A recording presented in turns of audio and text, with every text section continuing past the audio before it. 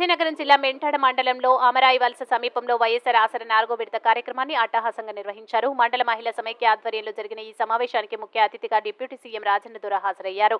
రాజన్నదొర మహిళలను ఉద్దేశించి మాట్లాడుతూ ముఖ్యమంత్రి జగన్మోహన్ రెడ్డి సుపరిపాలన అందిస్తున్నారని మహిళల సంక్షేమానికి అధిక ప్రాధాన్యత ఇచ్చారన్నారు. ప్రతి నెల 1వ తేదీకే ఇంటి వద్దకే పెన్షన్ అందేలా చేస్తున్నారని, మరే రాష్ట్రంలో లేని విధంగా నెలకు 3,000 రూపాయల పెన్షన్ మహిళలకు, వితంతువులకు, వృద్ధులకు అందిస్తున్నారని అన్నారు. గతంలో చంద్రబాబు నాయుడు మహిళా రుణాలను మాఫీ చేస్తానని ఓట్లు వేయించుకుని ముఖ్యమంత్రి అయ్యాక అప్పులు ఊబిలో కూరేలా చేశారన్నారు.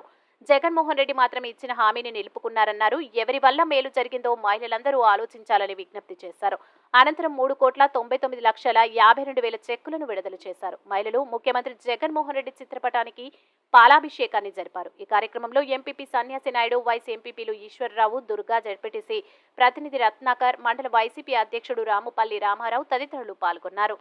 1,600 లక్షల రూపాయలు మీ రుణాలు ఏవైతే తీసుకున్నారో ఆ రుణాలన్నీ కూడా మాఫీ చేసి 4 విడతల ప్రకారం మీరు ఇబ్బంది పడకూడదు, మీరు కష్టపడకూడదు, మీరు బాధపడకూడదు, ప్రతి అక్క ప్రతి చెల్లి సంతోషంగా ఉండాలనే ఆలోచనతోనే ఏదైతే జగన్మోహన్ రెడ్డి గారు పాదయాత్రలు చెప్పారో, ఏదైతే జగన్మోహన్ రెడ్డి గారు 2019 ఎన్నికల్లో చెప్పారో, ఇచ్చిన మాటకి నిలబడి, ఇచ్చిన మాట కట్టుబడి ఇవన్నీ కూడా మాఫీ చేశారు. మరి గతంలో జరిగిందా?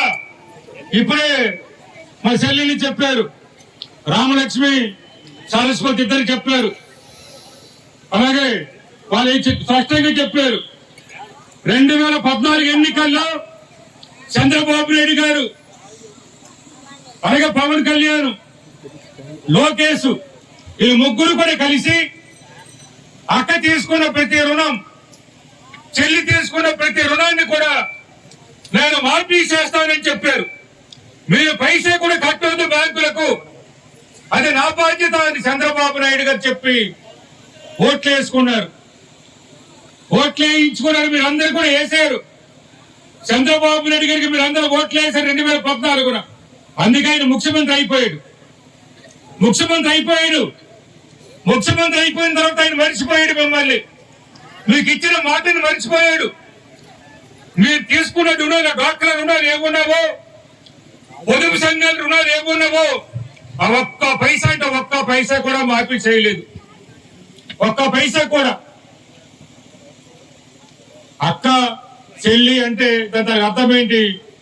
మన తోబుట్టువులని అర్థం. మనతో కలిసే పెరిగే వాళ్ళని, మనం కలిస్తే జీవించే వాళ్ళని, ఒక కుటుంబంలో ఉన్న వాళ్ళని. మరి అటువంటి వాళ్ళు మోసం చేయడం ధర్మమా? అటువంటి వాళ్ళకి మోసం చేయడం న్యాయమా? ఏ అన్నయ్యని సరే చెల్లికి మోసం చేస్తాడా? ఏ అన్నయ్యని సరే అక్కకు మోసం చేస్తాడా? అక్కకు గాని చెల్లికి గాని మోసం చేయకూడదు. అందులో మహిళలకు మోసం చేయడం అంటేనే మహాపాపం.